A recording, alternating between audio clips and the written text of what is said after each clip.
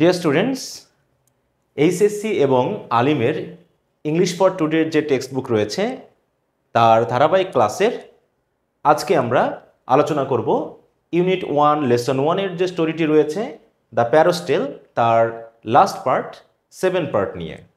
ইতোপূর্বে আমরা 6টি পার্ট কিন্তু পড়েছি, তাই না? সেখানে আমরা এই গল্পটিকে সুন্দরভাবে বুঝে নিয়েছি। তো আজকে আমরা গল্পটিকে শেষ করব তার পার্ট 7 পড়ে। তো তোমরা জেনেছো ইতোপূর্বে যে প্যারোস্টেল এই গল্পটি হচ্ছে রবীন্দ্রনাথ ট্যাগোরের লেখা। আমরা যেভাবে বাংলা করছি, আসলে এই বাংলাটি আমাদের রবীন্দ্রনাথ ট্যাগোরের লেখা যে অরিজিনাল টেক্সট তার সাথে অনেকটা মিলবে না, কারণ তিনি যে শব্দ চয়ন করেছেন, যে সুন্দর করে গুছিয়ে লিখেছেন, সেভাবে কিন্তু আমরা বাংলা করছি না। আমরা বাংলা করছি যেভাবে কায়সার হক, আরেকজন কবি বাংলাদেশের, তিনি যে এই প্যারোস্টেল গল্পটিকে ইংরেজিতে ট্রান্সলেট করেছেন, সেই ইংরেজি ট্রান্সলেশন থেকে আমরা বাংলা করার চেষ্টা করছি। তো সেই হিসাবে রবীন্দ্রনাথ ট্যাগোরের যে অরিজিনাল গল্পটি তার সাথে আমাদের বাংলা অর্থটি অনেক সময় একটু মিলবে না, কারণ বিশেষ করে বিভিন্ন ওয়ার্ডের যে মিনিংগুলো, সেগুলো তিনি তৎকালীন সময়ে ব্যবহৃত যে সকল শব্দ বা ওয়ার্ড সেগুলো ব্যবহার করেছেন, তাই না? তো সেই ক্ষেত্রে আমরা অরিজিনাল টেক্সটটি একটু পড়ে নেওয়ার চেষ্টা করবো বাংলায়, এবং সুন্দরভাবে তার যে ভাষা, তার যে শব্দচয়ন বা তিনি যেভাবে উপস্থাপন করেছেন সেগুলো একটু বুঝে নেওয়ার চেষ্টা করব। তো যেহেতু আজকে আমরা গল্পটি শেষ করতে যাচ্ছি, তো আমি এই কথাটি তোমাদের সাথে একটু শেয়ার করলাম, যাতে এমনটা না হয় যে ইংলিশের যে বাংলা তার সাথে আবার আমরা যখন অরিজিনাল টেক্সটটি মেলাতে যাব তখন না মিললে যেন আমরা এটা নিয়ে খুব বেশি টেনশনে না পড়ে যাই, তাই না? তবে এখানকার মূল যে তত্ত্বটি সেটা আমরা বুঝতে পারছি কিনা সেটা হলো বড় কথা। তো দেখো, আমরা 7 পার্টটি পড়া শুরু করি। তো 6 পার্ট পর্যন্ত আমরা দেখেছি কি যে পাখিটি অর্ধমৃত, কারণ তাকে তো খাবার দাবার দেওয়া হচ্ছে না, শুধুমাত্র কি করা হচ্ছে, পুঁথি বা বইয়ের যে পেজ সেগুলোকে ছিঁড়ে ছিঁড়ে তার পেটের ভিতরে ঢুকিয়ে দেওয়া হচ্ছে। আর রাজা পাখিটিকে দেখতে গিয়ে তো বুঝতে পেরেছেন যে পাখিটির কেমন শিক্ষা হচ্ছে, হ্যাঁ, ব্যাপক পরিমাণে আয়োজন রয়েছে। এবং আরেকটা সন্দেহ করা হচ্ছিল কি যে পাখিটি হয়তো অর্ধমৃত আছে, কিন্তু মাঝে মাঝে দেখা যাচ্ছে পাখিটি তার খাঁচা কাটার জন্য তার যে দুর্বল ঠোঁট সেটা ব্যবহার করছে, তাই না? তাই কি করা হয়েছিল যে পাখিটিকে বেঁধে রাখার জন্য একটা শক্ত সামর্থ্য চেন তৈরি করা হয়েছিল, এবং তাকে পাহারা দেওয়ার জন্য কিন্তু পুলিশ ইন্সপেক্টর রয়েছে, এবং তারা কিন্তু তাদের কাজের জন্য রাজার কাছ থেকে কিন্তু অনেক পুরস্কারও পেয়েছে, তাই না? কারা? পুলিশ ইন্সপেক্টর, তারপর হচ্ছে ব্ল্যাকস্মিথ বা হচ্ছে যে কামার, তারা, তাই না? তাদের সুন্দর চেন তৈরি করার জন্য বা পাখিটিকে সুন্দরভাবে পাহারা দেওয়ার জন্য। তো মোটামুটি আমরা দেখলাম যে পর্যন্ত আয়োজন বেশি, কিন্তু পাখিটার যে অবস্থা সেটা খুবই করুণ। সে কারণে এই পার্টের শুরুতেই যে সেন্টেন্সটি ইউজ করা হয়েছে সেটা নির্দেশ করছে যে এই শিক্ষা ব্যবস্থার আমাদের শেষ পরিণতি কি কি হলো। দেখো, দ্য বার্ড ডাইড, অবশেষে পাখিটি মারা গেল, তাই না? আমরা দেখেছিলাম গত ক্লাসে যে তার ডানা ছেটে দেওয়া হয়েছিল, হ্যাঁ, তাকে চেন দিয়ে শক্ত করে তার পা দুটা বেঁধে রাখা হয়েছিল যাতে সে উড়ে পালাতে না পারে, তাই না? তো এই যে আয়োজনগুলো, এগুলো কি খুবই মর্মান্তিক আয়োজন, হ্যাঁ।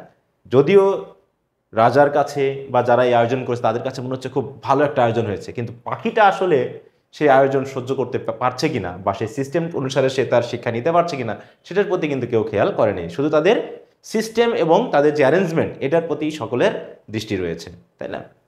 তো যাই হোক, when it died was not known, আসলে পাখিটা কখন মারা গিয়েছিল সেটা জানা যায়নি। দেখো, ওয়াজ নট নন, জানা যায়নি। কি জানা যায়নি? When it died. দেখো, এই ক্লজটি কিন্তু পুরো এই সেন্টেন্সের সাবজেক্ট হিসেবে উঠছে, না? কি জানা যায়নি? হোয়েন ইট ডাইড, কখন মারা গিয়েছিল সেটা। Thanks to the god for second detectors. তো দেখো, এখানে গড ফর সেকেন্ড এই শব্দটা দিয়ে বোঝানো হচ্ছে লক্ষ্মী ছাড়া, মানে god for second, for second মানে কি? ত্যাগ করা। সেই হিসাবে গড ফর সেকেন্ড মানে হচ্ছে গডকে ত্যাগ করেছে যে, মানে হচ্ছে এই যে যারা ডিট্রাক্টরস বা যারা নিন্দুক, এদেরকে বলা হচ্ছে পাপী। তারা কি? ধর্ম মানে না, অধর্মের লোক। এই জন্য তারা সবসময় রাজার পিছনে লেগেই থাকে। রাজার পিছনে তারা কি করছে? দেখো, দ্য রুমার ওয়েন্ট রাউন্ড, হ্যাঁ।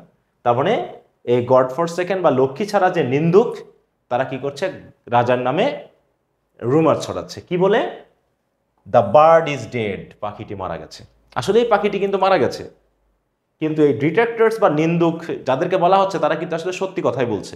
কিন্তু রাজা সহ তার যে সিস্টেমের মানুষজন এরা কিন্তু এটা মেনে নিতে নারাজ। কারণ এই নিন্দুকেরা এর আগেও বলছিল যে পাখিটিকে আদৌ দেখছেন কিনা, পাখিটির শিক্ষা হচ্ছে কিনা, এই ব্যাপারগুলো কিন্তু সতর্ক করেছে, কিন্তু রাজা সহ তার সিস্টেমের মানুষগুলো কিন্তু সেগুলো শুনতে নারাজ। আর সে কারণে আজকে কি হলো, পাখিটি মারা গেল।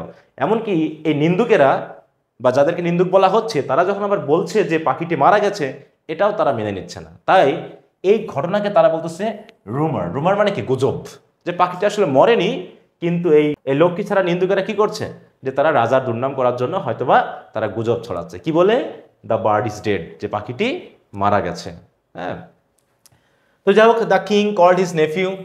তা রাজা যখন এই কথাগুলো শুনলো, যখন এই যে রুমারটা বা গুজবটা বা সংবাদটা শুনলো, তখন তিনি কি করলেন, তার নেফিউকে ডাকলেন এবং বললেন, what is this I hear, এ আমি কি শুনছি। হ্যাঁ, দেখো এই সেন্টেন্সটি আমরা কিন্তু এর আগে পেয়েছি, তাই না, যে এ আমি কি শুনছি। এর আগে যখন নিন্দুকেরা বলেছিল যে আপনি কি পাখিটাকে দেখেছেন, হ্যাঁ, বা পাখিটির শিক্ষা আদৌ হচ্ছে কিনা আপনি জানেন, পাখিটির কি অবস্থা সেটা কি আপনি জেনেছেন, এই যে কথাগুলো যখন বলেছিল, তখনও কিন্তু রাজা তার এই নেফিউকে ডেকে বলেছিল এই কথাটাই, হ্যাঁ, যে what is this I here, আমি এ সকল কি শুনছি। তখন নেফিউ কি বলছে, দেখো, ইয়োর ম্যাজেস্টি, মহারাজ, দ্য নেফিউ রিপ্লাইড, হ্যাঁ, নেফিউ এই বলে উত্তর দিল যে মহারাজ, the bird's education has been completed, হ্যাঁ, পাখির যে শিক্ষা সেটা কমপ্লিট হয়ে গেছে। পাখি কি শেখানোর যে প্রক্রিয়া সেটা শেষ হয়ে গেছে, মানে অলরেডি পাখিটা এখন এডুকেটেড, হ্যাঁ, শিক্ষিত। তাহলে কি দাঁড়াচ্ছে দেখো, the king asked, does it hop, তাহলে কি এখন এই পাখিটি লাফালাফি করে, হপ মানে কি, লাফালাফি করে না, যে পাখিটি এখন কি লাফালাফি করে। তখন নেফি বলতেছে, গড ফরবিড, হ্যাঁ, ঈশ্বর না করুক, মানে ঈশ্বর না করুক মানে কি, যে না, পাখিটা লাফায় না, ঈশ্বর যেন পাখিকে আর লাফানোর শক্তি না দেয়, তাই না, এরকম। তাই বলছে কি, গড ফরবিড, ঈশ্বর না করুক। ওকে, ভালো কথা, তাহলে পাখিটি হপ করে না, মানে লাফালাফি করে না। ডাজ ইট স্টিল ফ্লাই, এখনো কি এটা উঠতে পারে, রাজা জিজ্ঞাসা করছে।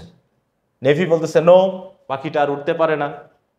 Does it screech if it isn't fed, যখন পাখিটিকে খেতে দেওয়া না হয় তখন কি পাখিটি চিৎকার করে, হ্যাঁ, বা স্ক্রিচ করে, এটা তো কি বলছে, নো। নেভি বলতেছে নো, তার মানে পাখিটি লাফায় না, পাখিটি ওড়ে না, পাখিটি কোনো রকম চিৎকারও করে না। ব্রিং ইট টু মি, তো যাও আমার কাছে নিয়ে আসো পাখিটিকে, so that I can see it, said the king. রাজা বলল, তাহলে যাও পাখিটাকে নিয়ে আসো, কেমন শিক্ষা তোমরা দিয়েছো সেটা আমি একটু দেখি। দ্য বার্ড কেম, পাখি তো এসে গেল। সাথে সাথে আরো কি আসলো দেখো, অ্যালং উইথ মানে কি, সাথে।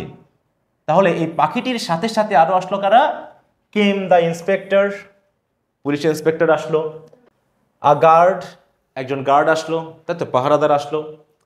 আ ক্যাভালরি অফিসার, একজন ঘোড়সওয়ার, মানে হচ্ছে ঘোড়ায় চড়ে যে পাহারা দেয়, যে রাজার পাশে পাশে যায়, সেও আসলো।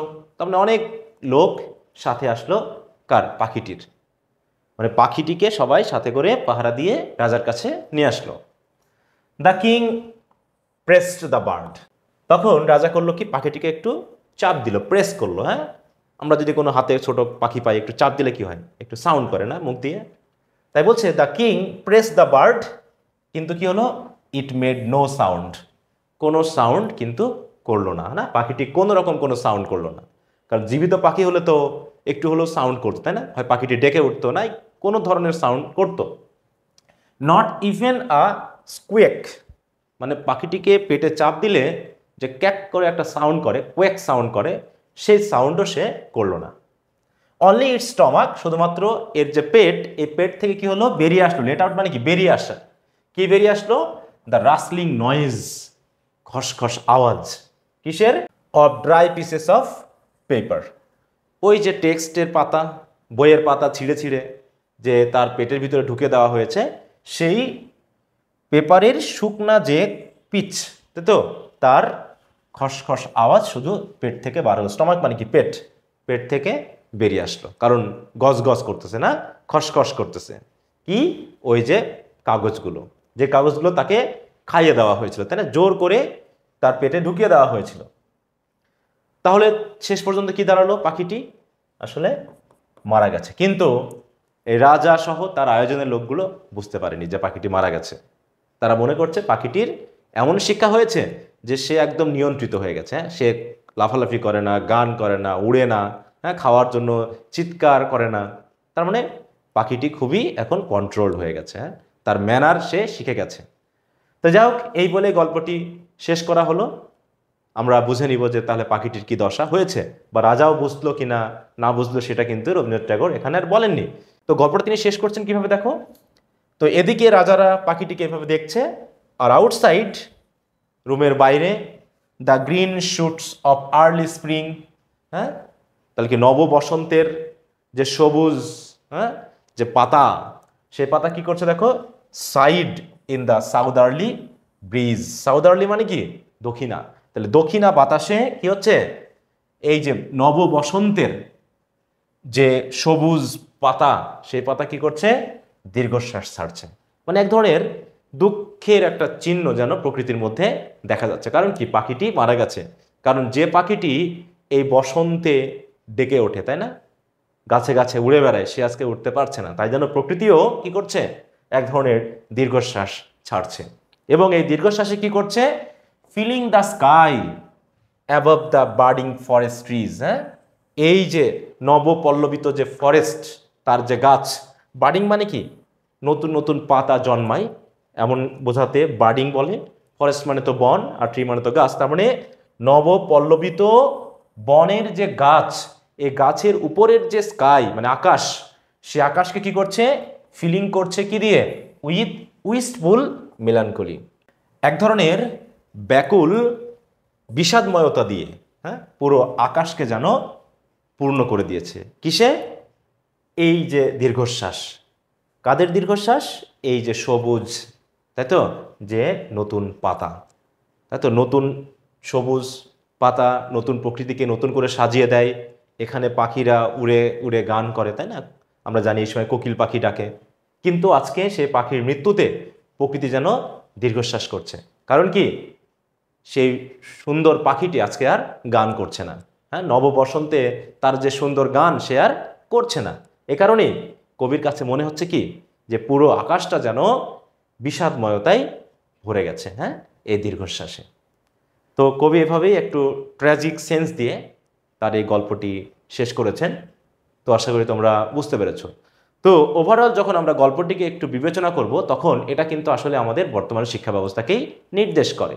তো আজকে আমরা এখানে এই গল্পটি শেষ করলাম। তাহলে আমরা টোটাল 4টি বা 5টি ক্লাসের মাধ্যমে 7টি পার্টকে আমরা পড়েছি। তো এখানে আমরা নতুন নতুন ওয়ার্ড শিখেছি, নতুন নতুন ফ্রেজ শিখেছি, এবং আমরা চেষ্টা করব এই গল্পের আদলে আমরা কিছু গ্রামাটিক্যাল আইটেম এবং কিছু নতুন ফ্রেজ এবং কিছু সেন্টেন্স স্ট্রাকচারকে বিশ্লেষণ করতে, যেগুলো তোমাদের free hand writing, reading skills এবং সাথে সাথে তোমাদের যে সেকেন্ড পেপারের গ্রামাটিক্যাল আইটেমগুলো রয়েছে সেগুলোতে তোমাদের অনেকখানি হেল্প করবে। তাই পরবর্তী 2টি বা 3টে ক্লাসে প্রথমত আমরা একটু গ্রামাটিক্যাল বিষয়গুলো নিয়ে আলোচনা করব, তারপরে এখান থেকে আমরা কোশ্চেন আনসারে যাব, সামারি রাইটিংয়ে যাব, তাই তো, ফ্লোচার্ট লিখব। এইভাবে লিখে আমরা তোমাদের সাথে উপস্থাপন করব যে কিভাবে আমরা পরীক্ষার জন্য এই প্যাসেজের উপরে প্রস্তুতি নিব। তো দেখো, পরবর্তী ক্লাসে এই গল্প থেকে পাওয়া কিছু গ্রুপ ভার্ব, আমরা কিন্তু অনেক গ্রুপ ভার্ব পেয়েছি, সেই গ্রুপ ভার্বগুলোকে আমি আলাদা করে লিস্ট করব এবং সেন্টেন্স দিয়ে তার মিনিং দিয়ে তোমাদের সামনে উপস্থাপন করব, যাতে গ্রুপ ভার্বগুলোর ব্যবহার তোমরা শিখে যাও। কারণ এই গ্রুপ ভার্বই কিন্তু খুবই গুরুত্বপূর্ণ, যেগুলো ভার্সিটি পরীক্ষাতে আসে বা বিভিন্ন চাকরি পরীক্ষাতে আসে।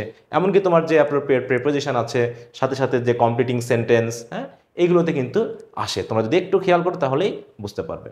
তো পরবর্তী ক্লাসে তোমাদের সাথে আবার কথা হবে। এই কামনা নিয়ে শেষ করছি। বাই।